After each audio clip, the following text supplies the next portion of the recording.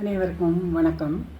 கோயம்புத்தூர் கிணத்துக்கடவு என்ற ஊரில் ஒரு மெட்ரிகுலேஷன் ஸ்கூலில் ஒரு பள்ளி சிறுமிக்கு வன்கொடுமை நடந்துள்ளது.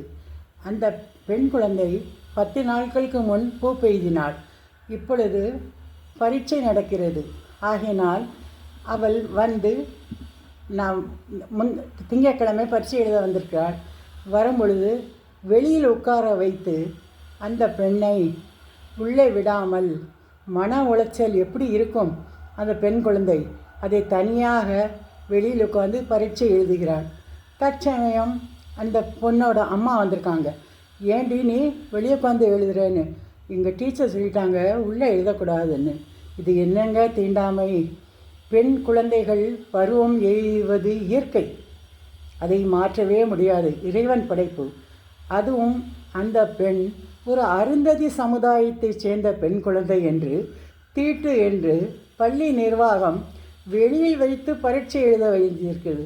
அந்த பெண் குழந்தை பருவம் அடைந்ததே அதே ஒரு மனப்பக்குவம் குழப்பத்தில் இருக்கிற நேரத்தில் பரீட்சை ஒரு குழப்பம். அந்த குழப்பத்தில் அந்த பெண்ணுக்கு எவ்வளோ குழந்தைக்கு மன உளைச்சல் இருக்கும் கொஞ்சம் நினைத்து பாருங்கள்.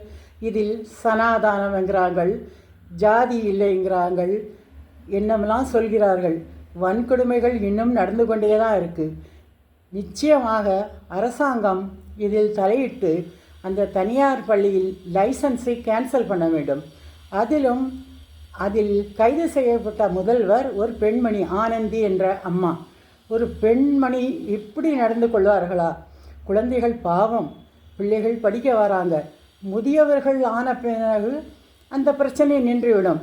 குழந்தைகள் தானே படிக்க வருவாங்க, பருவ பெண்கள் தானே காலேஜுக்கு வருவாங்க, ஸ்கூலுக்கு வருவாங்க, வேலைக்கு போவாங்க. அப்புறம் அவங்க ரிட்டையர்டு லைஃபு, அது இயற்கையின் இது. கொஞ்ச நாளுக்கு அப்புறம் அந்த இயற்கை நின்றுவிடும். எல்லோருக்கும் அது தெரிந்தது தான், உலகத்தில் புதுசு ஒன்றும் இல்லை. இப்படி பள்ளிகள் ரொம்ப கீழ்த்தரமாக நடத்துகிறது. ஆசிரியர்களுக்கு மனசாட்சி இல்லையா? தாளாளர்களுக்கு மனசாட்சி இல்லையா? என்னங்க கொடுமை! ஜாதிய அருந்தினர் குழந்தை என்பதால் அந்த குழந்தை தீட்டா? பெண்கள் எல்லாரும் ஒன்றுங்க. உலகத்தில் ஆண் பெண் எல்லாரும் ஒன்று தான். நம்ம ஜாதி பிரிவினை மதம் என்று பிரித்தாள் விடும். இது மகா தப்பு.